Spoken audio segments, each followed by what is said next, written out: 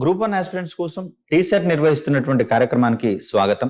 ఈ వీడియోలో మనం మరొక ఎమర్జింగ్ టెక్నాలజీగా పరిగణించబడుతున్నటువంటి ఉద్భవిస్తున్నటువంటి సాంకేతికత అని చెప్పుకోబడే బ్లాక్ చైన్ టెక్నాలజీకి సంబంధించినటువంటి అంశాలు తెలుసుకునే ప్రయత్నం చేద్దాం.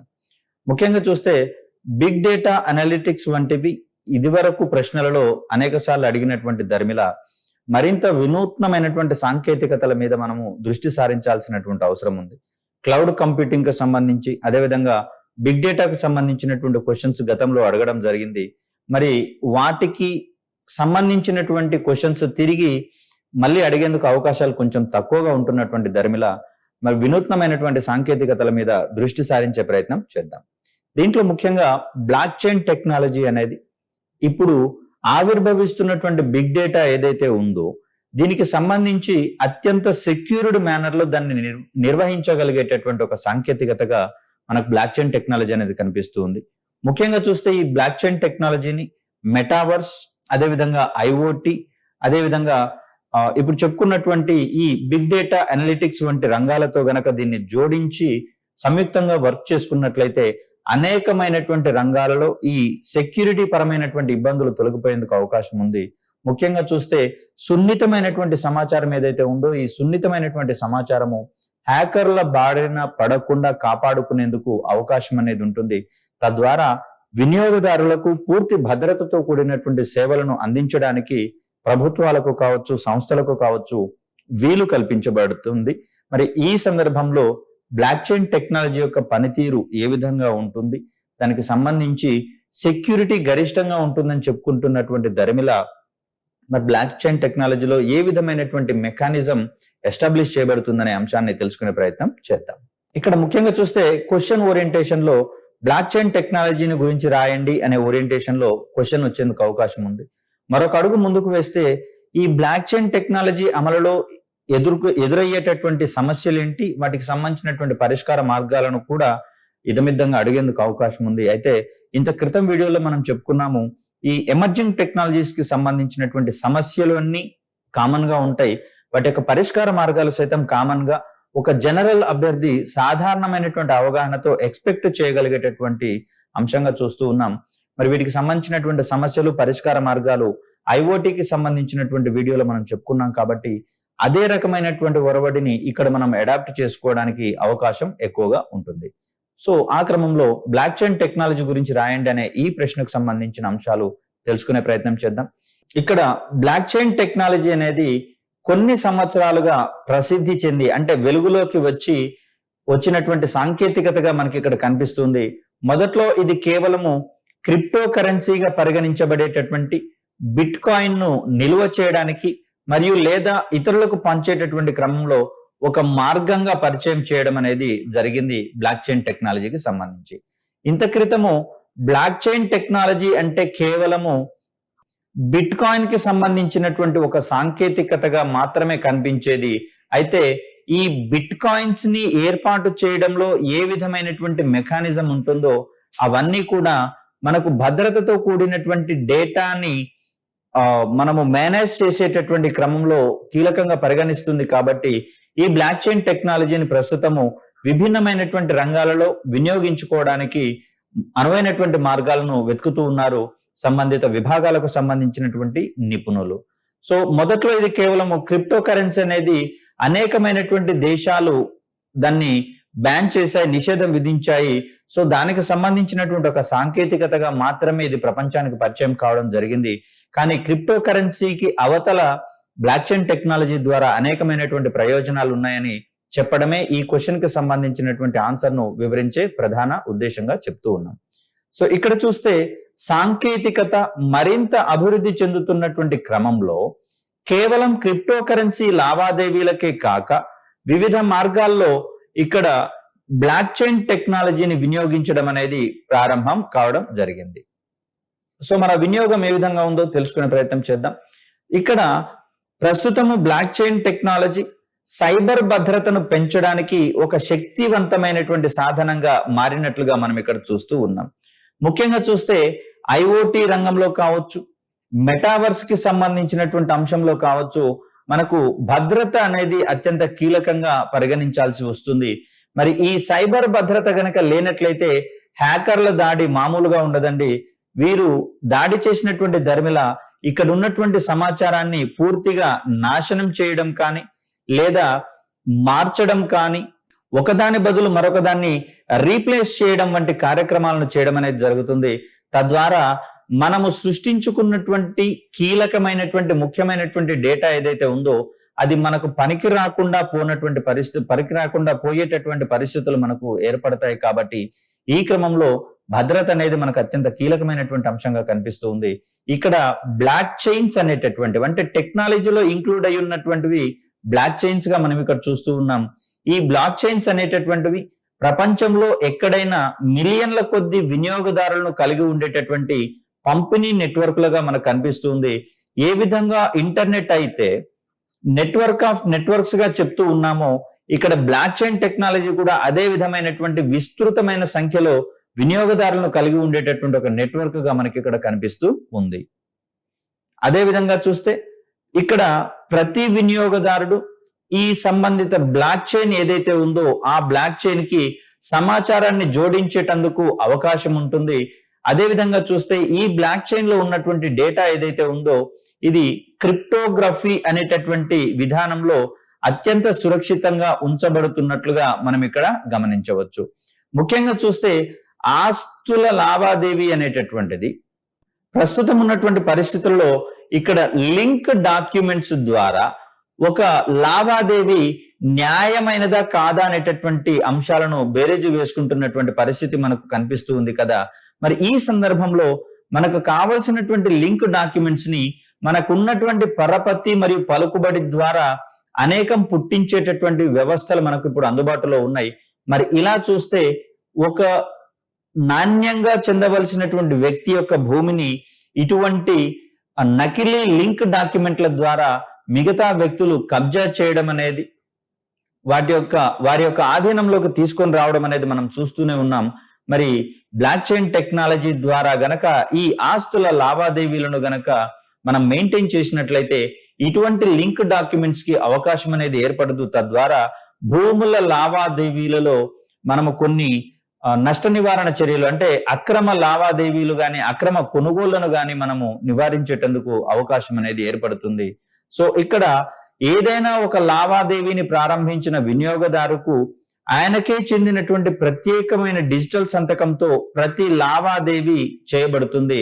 అంటే ఇక్కడ బ్లాక్ చైన్ టెక్నాలజీలో చేసేటటువంటి ప్రతి లావాదేవీ ఏదైతే ఉందో ఒక అధీకృత వినియోగదారుని ఆధీనంలో అది రుజువు చేయబడినటువంటి అంటే నిర్ధారించబడినటువంటి సమాచారంగా మనకి ఇక్కడ ధృవీకరించబడినటువంటి సమాచారంగా బ్లాక్ చైన్ రూపంలో నిల్వ చేయబడుతుందని చెప్పేసి అనుకుంటున్నాం. అంటే బ్లాక్ చైన్ టెక్నాలజీలో జోడించినటువంటి సమాచారం ఏదైతే ఉందో అది పూర్తి అధీకృత వినియోగదారుల ద్వారా మాత్రమే దానికి యాడ్ చేయడానికి అవకాశం ఉంటుందని ఇక్కడ మనం ప్రాథమికంగా గుర్తించాల్సి ఉంటుంది. అదేవిధంగా చూస్తే ఇక్కడ ఈ డిజిటల్ సిగ్నేచర్ ఎవరిదైతే ఉంటుందో అంటే డిజిటల్ సిగ్నేచర్ ఎవరికైతే అసైన్ చేయబడుతుందో కేవలం ఆ సంతకం హోల్డర్ తప్ప ఇతరులు ఎవరు కూడా వారి యొక్క సొంత లావాదేవీల కోసము ఈ సంతకాన్ని ఉపయోగించలేనటువంటి పరిస్థితి మనకి ఇక్కడ కనిపిస్తుంది.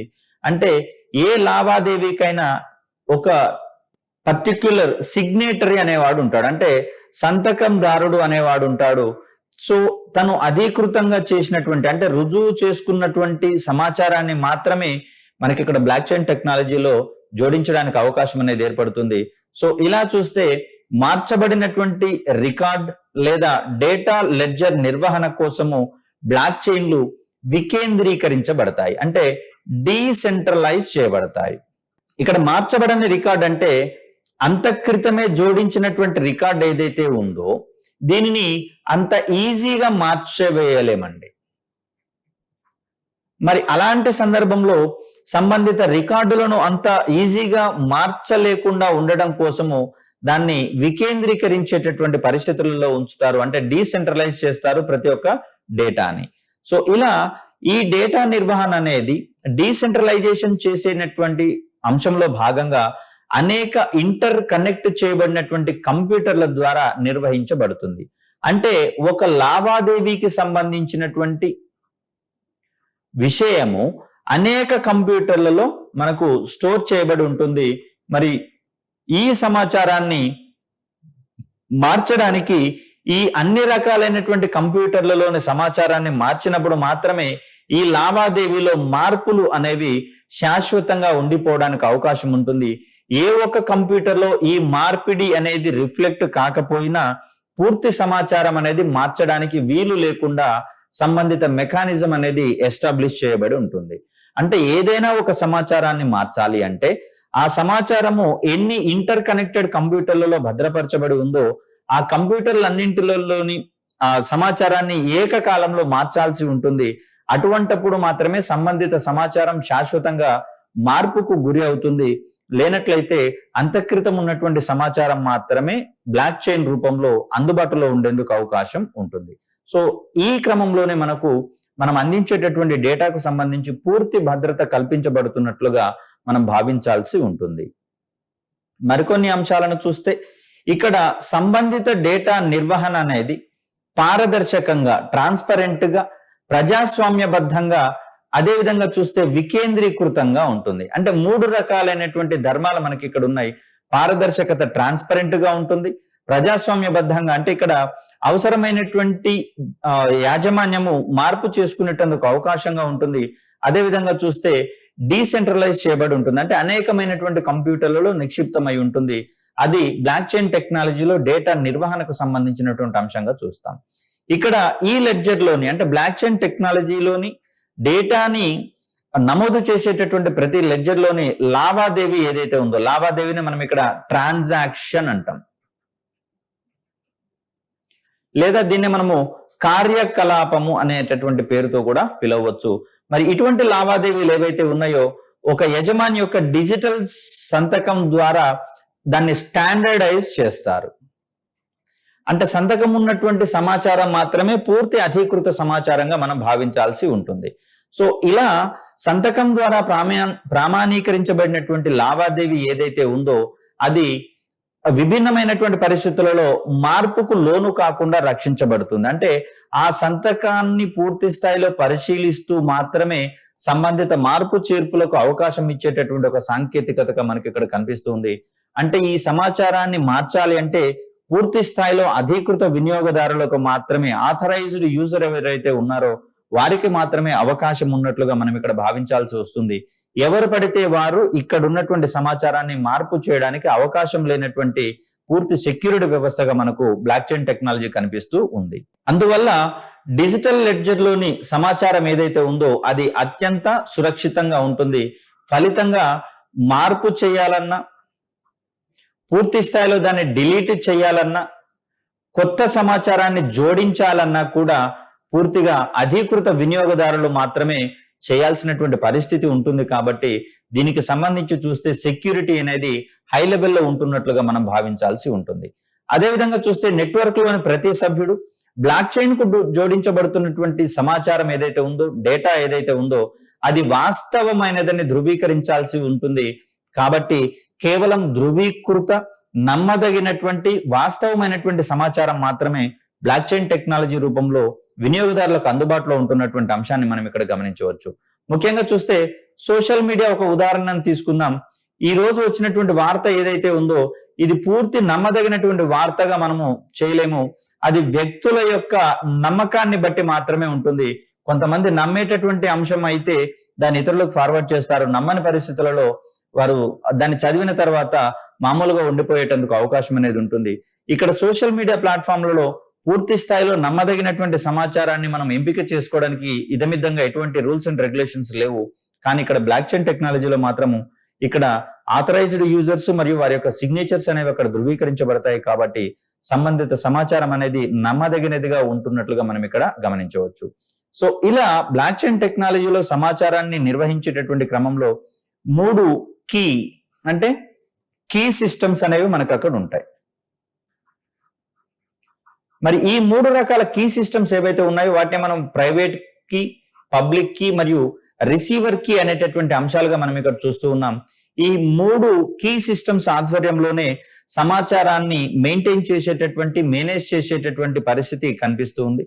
ఇక్కడ ఒక సభ్యుడు దాని యొక్క మూలకర్త అంటే సమాచారానికి సంబంధించినటువంటి ఆథరైజ్డ్ యూజర్ ఎవరైతే ఉన్నారో, ఒరిజినల్ గా ఎవరైతే సమాచారాన్ని డిజైన్ చేశారో నిర్ధారించేటటువంటి క్రమంలో కూడా డేటా యొక్క వాస్తవికత లేదా ఖచ్చితత్వము తనిఖీ చేసేటటువంటి వీలు మనకి ఇక్కడ కల్పించబడుతుంది.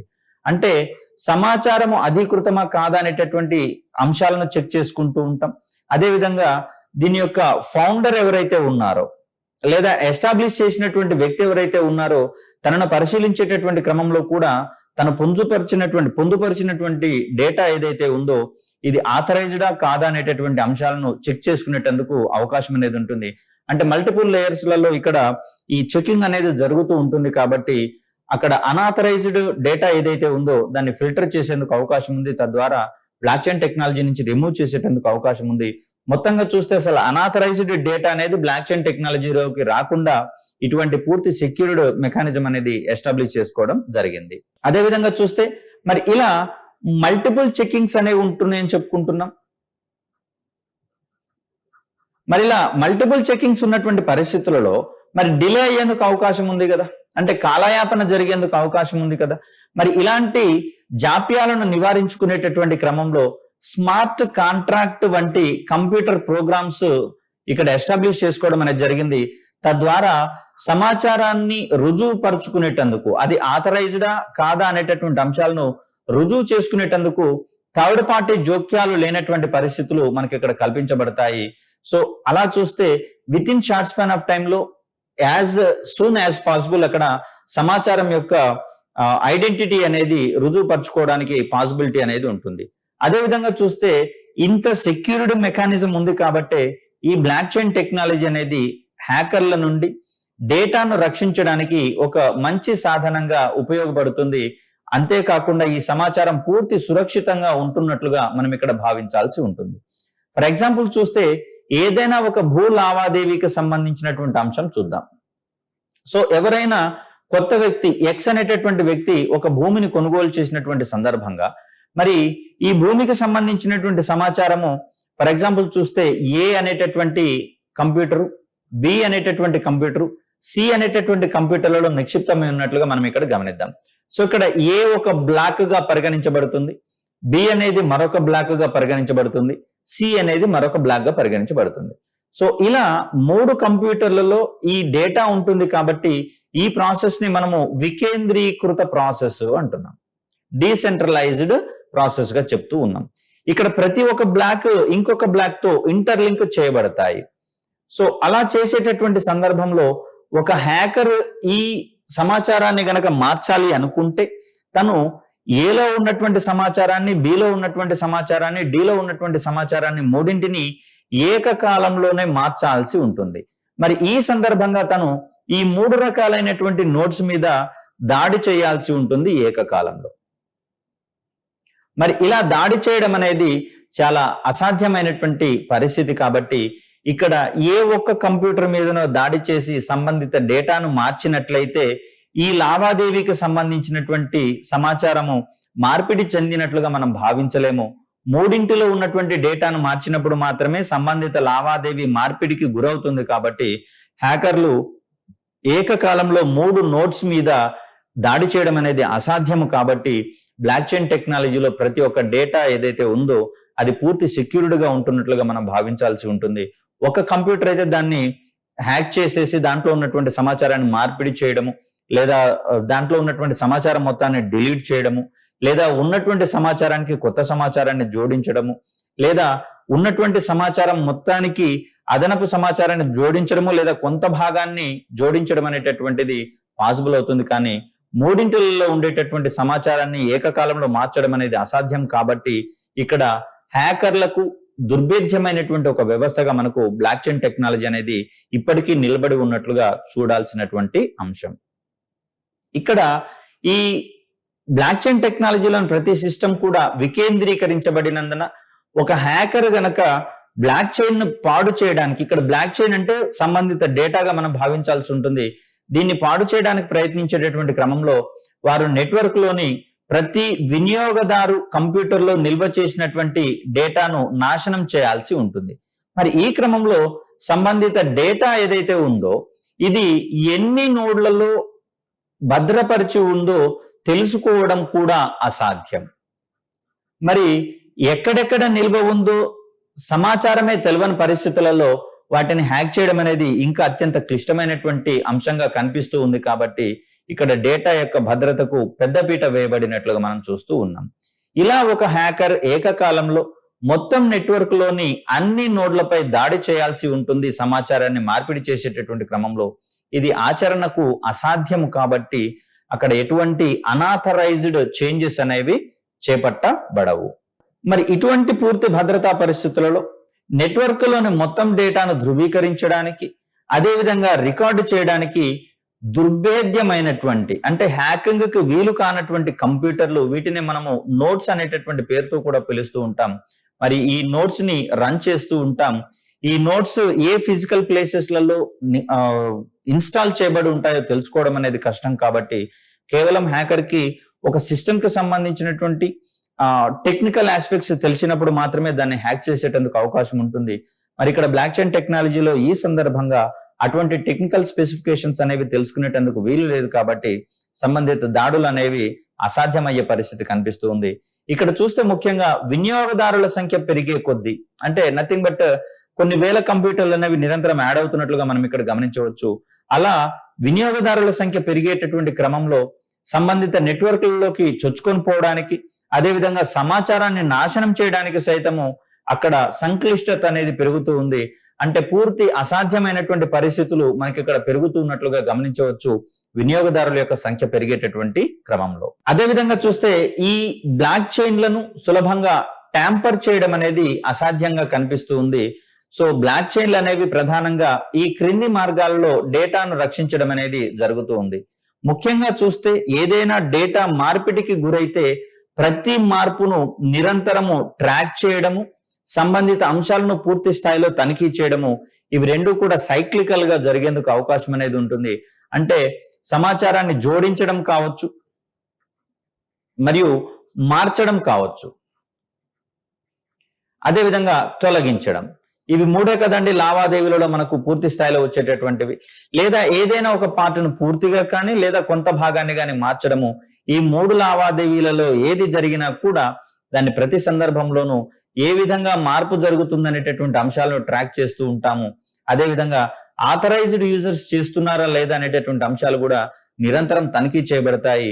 సంబంధిత మెకానిజంలో ఏమాత్రం చేంజెస్ వచ్చినా కూడా సంబంధిత లావాదేవీని నిలుపుదల చేయడం అనేది జరుగుతుంది. తద్వారా డేటా అనేది పూర్తి సెక్యూర్డ్ గా ఉంటున్నటువంటి పరిస్థితి మనకు కనిపిస్తుంది. కాబట్టి ఎవరు కూడా దురుద్దేశపూర్వకంగా సంబంధిత సమాచారాన్ని మార్చలేరు. అదేవిధంగా చట్టబద్ధమైనదిగా వారికి వారు క్లెయిమ్ చేసుకునేటటువంటి పరిస్థితి కల్పించబడదు. ముఖ్యంగా చూస్తే భూ లావాదేవీలలో మనము లింక్ డాక్యుమెంట్ల ద్వారా అనేకమైనటువంటి అక్రమాలు జరుగుతూ ఉన్నాయని చెప్పుకున్నాం. మరి ఇక్కడ లింక్ డాక్యుమెంట్లను గనక తయారు చేయాలంటే అంతకు ముందున్నటువంటి సమాచారానికి కొంత అదనపు సమాచారాన్ని మనం ఇక్కడ జోడించాల్సి వస్తుంది. మరి ఇలాంటి సందర్భంలో అది సక్రమమా అక్రమమా అనేటటువంటి వ్యవస్థలు ముందుగానే నిర్ధారించుకుంటాయి. కాబట్టి సంబంధిత మార్పులను అనుమతించకుండా ఆ లావాదేవీని అక్కడికక్కడే నిలిపివేసేటందుకు అవకాశం ఉంది. మరొక రకంగా చూస్తే వాస్తవమైనటువంటి హక్కుదారులను గుర్తించే క్రమంలో కూడా ఇది మనకు కీలకమైనటువంటి అంశంగా చూస్తూ ఉన్నాం. ముఖ్యంగా చూస్తే యూనివర్సిటీలు అందించేటటువంటి సర్టిఫికెట్స్ విషయంలో ఇటీవల కాలంలో నకిలీ ధృవపత్రాలు చలామణిలో ఉన్నట్లుగా మనం గమనించాము. మరి ఇక్కడ యూనివర్సిటీస్ కూడా ఇక్కడ ఈ ధృవపత్రాలను బ్లాక్ చైన్ టెక్నాలజీ మాధ్యమంగా గనక అందించినట్లయితే సంబంధిత యూనివర్సిటీ వెబ్సైట్లను హ్యాక్ చేసినా కూడా ఇక్కడ ఈ ధృవపత్రాలను అందించేటటువంటి ప్రక్రియ బ్లాక్ చైన్ టెక్నాలజీ ఆధారితంగా జరుగుతుంది. కాబట్టి అక్కడ నకిలీ ధృవపత్రాలను అరికట్టేందుకు ఎక్కువ అవకాశాలు అనేవి ఏర్పడతాయి. సో ఇలా చూస్తే ఎవరూ దురుద్దేశపూర్వకంగా మార్చలేని మరియు చట్టబద్ధమైనటువంటి అంశంగా క్లెయిమ్ చేయలేనటువంటి సమాచారం అనేది మనకు బ్లాక్ చైన్ టెక్నాలజీ రూపంలో అందుబాటులోకి వస్తుంది. దీంట్లో భాగంగా అనేకమైనటువంటి స్థానాల్లో ఈ బ్లాక్ చైన్ టెక్నాలజీ ద్వారా ఏర్పడేటటువంటి డేటా ఏదైతే ఉందో దీన్ని బ్యాకప్ చేసుకోవడం అనేది జరుగుతుంది. దీన్ని మనము వికేంద్రీకృతమైనటువంటి అంశంగా చూస్తూ ఉన్నాం. డీసెంట్రలైజ్డ్ ప్రాసెస్ గా మనం ఇక్కడ గమనిస్తూ ఉన్నాం. సో ఎన్ని ఎక్కువ స్థానాలలో వికేంద్రీకృతం అవుతాయో అక్కడ హ్యాకింగ్ చేయడం అనేది అంత అసాధ్యంగా మారేటటువంటి క్రమాన్ని మనం ఇక్కడ చూడవచ్చు. అదేవిధంగా డాక్యుమెంట్ చేయబడినటువంటి డేటాలోని ప్రతి మార్పులో ఏమైనా లోపాలు కానీ దాడులు అంటే దురుద్దేశపూర్వకంగా మార్చబడేటటువంటి ప్రయత్నాలు గనక ఉంటే వాటిని ఇమ్మీడియట్ గా సంబంధిత విభాగాలకు తెలియపరచడం అనేది కూడా జరుగుతుంది. అలా ప్రతి వినియోగదారుకు అధునాతనమైన ఎన్క్రిప్టెడ్ సాంకేతికతతో కూడినటువంటి ఒక ప్రైవేట్ కీ ఉన్నందున డేటా చౌర్యాన్ని నిరోధించడం అంటే డేటా థెఫ్ట్ ఏదైతే ఉందో ఈ థెఫ్ట్ కి అనుకూలమైనటువంటి వాతావరణం బ్లాక్ చైన్ టెక్నాలజీలో ఉండదు. అదేవిధంగా ఈ డేటాను ఎవరు కూడా తమదిగా అనాథరైజ్డ్ యూసేజెస్ అంటే అనాథరైజ్డ్ యూజర్స్ ఎవరైతే ఉన్నారో వారు క్లెయిమ్ చేయలేనటువంటి పరిస్థితులు కూడా ఇక్కడ కల్పించబడతాయి. ముఖ్యంగా చూస్తే షేర్ మార్కెటింగ్ రంగంలో అదేవిధంగా బ్యాంకింగ్ రంగంలో మనకు ల్యాండ్ కొనుగోళ్లకు సంబంధించినటువంటి భూ కొనుగోళ్లకు సంబంధించినటువంటి అంశాలలో ఎక్కువగా ట్రాన్సాక్షన్స్ అనేవి నిర్వహించబడుతూ ఉంటాయి. కాబట్టి మరి ఈ ఏరియాలలో మాత్రమే ఎక్కువగా హ్యాకర్స్ తమ యొక్క నైపుణ్యాలను ప్రదర్శిస్తూ వాటిని తమ ఆధీనంలోకి తెచ్చుకొని సంబంధిత విభాగాలను బెదిరింపులకు గురి చేయడం ద్వారా అమౌంట్ ని డిమాండ్ చేసేటటువంటి పరిస్థితి కనిపిస్తూ ఉంది. మరి ఇలాంటి కీలకమైనటువంటి విభాగాలను గనక మనము బ్లాక్ చైన్ టెక్నాలజీ వంటి రంగాలతో జోడించినట్లయితే అక్కడ పూర్తి సెక్యూరిటీ మేనర్ లో లావాదేవీలు నిర్వహించబడతాయి. ఇటీవల కాలంలో తెలంగాణ ప్రభుత్వం కూడా ఇటువంటి భూ లావాదేవీలలో దానిని సెక్యూరిటీ మేనర్ లో నిర్వహించడం కోసము బ్లాక్ చైన్ టెక్నాలజీ ఆధారిత ధరణి పోర్టల్ ని ఎస్టాబ్లిష్ చేసుకొని ఇక్కడ భూ లావాదేవీలన్నింటినీ కూడా ధరణి ద్వారా నిర్వహించుకోవాలని చెప్పేసి నిర్ధారించుకోవడం జరిగింది. అదేవిధంగా భారతదేశానికి సంబంధించినటువంటి కేంద్ర బ్యాంక్ ఆర్బీఐ కూడా బ్యాంకింగ్ ట్రాన్సాక్షన్స్ అన్ని కూడా బ్లాక్ చైన్ టెక్నాలజీ ద్వారా జరగాలని నిర్దేశించుకోవడం అనేది జరిగింది. అదేవిధంగా యూనివర్సిటీల ద్వారా నకిలీ ధృవపత్రాలను అరికట్టేటటువంటి క్రమంలో యూనివర్సిటీస్ అన్ని కూడా సర్టిఫికేట్స్ ఇష్యూయింగ్ ప్రాసెస్ అంతా కూడా బ్లాక్ చైన్ టెక్నాలజీ ద్వారా అందించాలని నిర్దేశించుకోవడం జరిగింది. ఇలా రంగాల వారీగా చూస్తే ఇప్పుడిప్పుడే అభివృద్ధిలోకి వస్తున్నటువంటి ఈ సాంకేతికత ద్వారా అనేకమైనటువంటి కీలక ప్రయోజనాలు ఇమిడి ఉండడం మనం గమనించాల్సినటువంటి అంశం. మొత్తంగా చూస్తే ఇందులో ఇమిడి ఉన్నటువంటి డేటాని అక్కడ అనాథరైజ్డ్ యూజర్స్ ఎవరైతే ఉన్నారో వారు తమ హ్యాండ్ ఓవర్ లోకి తీసుకొని రావడం అనేది అసాధ్యము. అందులో ఉన్నటువంటి సమాచారాన్ని మార్చడము అసాధ్యము. అదేవిధంగా అందులో ఉన్నటువంటి డేటా తమదిగా క్లెయిమ్ చేసుకోవడం అనేది కూడా పూర్తిగా అసాధ్యమయ్యేటటువంటి పరిస్థితులు కనిపిస్తూ ఉన్నాయి. కాబట్టి ప్రస్తుత సాంకేతిక యుగంలో సమాచార భద్రతకు కీలకంగా బ్లాక్ చైన్ టెక్నాలజీ పరిణమించింది అనేటటువంటి అంశము మనం ఇక్కడ ప్రధానంగా గుర్తుంచుకోవాలి. సో మరొక చక్కటి వీడియోతో మీ ముందుకు వచ్చే ప్రయత్నం చేస్తాను. అప్పటి వరకు సెలవు. ధన్యవాదాలు.